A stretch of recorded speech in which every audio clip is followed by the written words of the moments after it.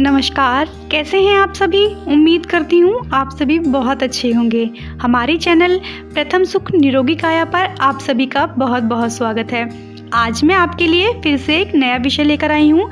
तो आज का हमारा विषय है धातु पर चांदी। आइए चांदी के हमारे शरीर पे कौन कौन से अच्छे प्रभाव पड़ते हैं, इसका सेवन करने से कौन कौन से रोग दूर होते हैं, उसके बारे में जानेंगे।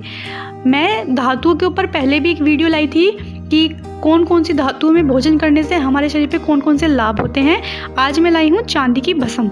चांदी की भस्म का प्रयोग करके हम कौन कौन सी बीमारियों से छुटकारा पा सकते हैं, उसके बारे में जानेंगे। लेकिन उससे पहले हमारे चैनल को लाइक करें, सब्सक्राइब करें और ज़्यादा से ज़्यादा शेयर करें और कमेंट करना ना भूलें। यह तो आप सभी जानते हैं कि चांदी जो होती है ये खानों से निकाली जाती है और ये विश्व में और देश में आसानी से प्राप्त भी हो जाती है। यह एक जानी पहचानी धातु है, इसे सभी जानते हैं क्योंकि इसके जेवर बनते हैं और आयुर्वेद में इसे भस्म के रूप में प्रयोग किया जाता है। उत्तम चांदी के 9 गुण बताए गए हैं। यह भारी होती है, नरम, संदिग्ध, तपाने और तोड़ने पर सफ़ेद हो जाती है। धन की चोट से चपटी तो हो जाती है लेकिन यह टूटती नहीं है। यह चमकदार और नेत्रों को मनोहर लगने वाली होती है। चांदी कसैली, अम्ल और पचने में मधुर, सारक और यह शीतल और वात पित्त को हरने वाली मानी जाती है। चांदी का जो दर्जा होता है वह थोड़ा सा सर्द और खुशक माना जाता है और यह हमारे बहुत से रोगों को दूर करने में बहुत लाभकारी होती है। अगर आप चांदी का सेवन का अगर आप प्रयोग करते हैं तो आप बहुत सी बीमारियों से लाभ पा सकते हैं। टिप्स नंबर 1, यह हमारे मस्तिष्क को उत्तेजना देती है और हमारे मस्तिष्क को अच्छे से किसी भी कार्य करने में और रुचि को दूर करने में प्रयोग की जाती है। टिप्स नंबर 2, अगर आप किसी को मतलब कि मेंस को प्रॉब्लम रहती है, अगर उनके वीर्य की वृद्धि नहीं होती है, अगर उन्हें वीर्य से संबंधित कोई परेशानी रहती है तो वंशलोचन, छोटी इलायची, केसर, मोती की भस्म को 1-1 रत्ती और चांदी के भस्म को 2 रत्ती, इनको सबको एक साथ मिलाकर इसमें शुद्ध शहद मिलाकर अगर आप चाटते हैं, थोड़ी या फिर उसमें मिश्री भी मिला सकते हैं और आप इसे दूध से सेवन करते हैं तो आप देखेंगे वीर्य की बहुत अच्छे से वृद्धि होने लगती है। टिप्स नंबर 3, अगर किसी को प्रमेह संबंधित कोई बीमारी है, हमारे शरीर में 20 तरह के प्रमेह रोग बताए गए हैं और यह 20 के 20 प्रमेह रोग पर बहुत लाभकारी होती है। यह यौन संबंधी रोगों से हो सकता है, किसी को गले से, किसी को सांस के द्वारा किसी भी प्रकार का यह रोग लग सकता है। आप देखेंगे कि 20 प्रकार के प्रमेह रोगों को दूर करने में चांदी का भस्म का बहुत अच्छे से प्रयोग किया जाता है।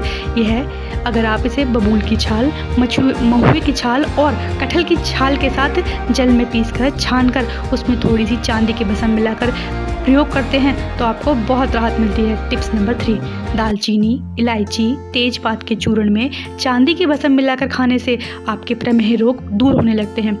टिप्स नंबर 4, अगर आप त्रिफला के चूर्ण के साथ चांदी के भस्म का सेवन करते हैं तो आपको वात पित्त के रोग मिटने लगते हैं। टिप्स नंबर 5, सौंठ, मिर्च और पीपल के चूर्ण के साथ चांदी के भस्म का सेवन करने से पांडु रोगों में लाभ होने लगता है।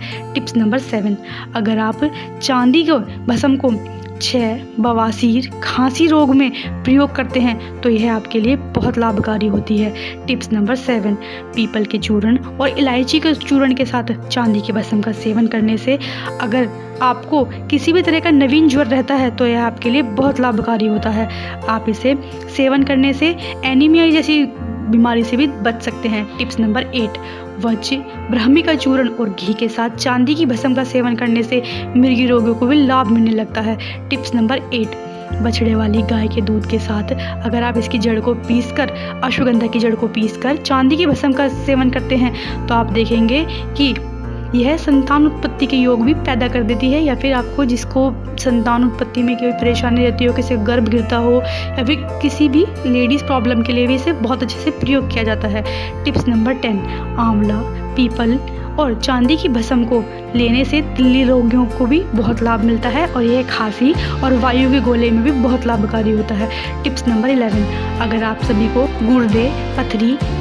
गुर्दे की पथरी या मसाने की पथरी का रोग हो तो उसके कारण पेशाब रुक कर आता हो, जलन रहती हो, उसमें भी चांदी का जो भस्म होती है ये बहुत लाभकारी होती है और यह उसको ख़त्म कर देती है पथरी को और आपके लिए बहुत लाभकारी होती है। धन्यवाद।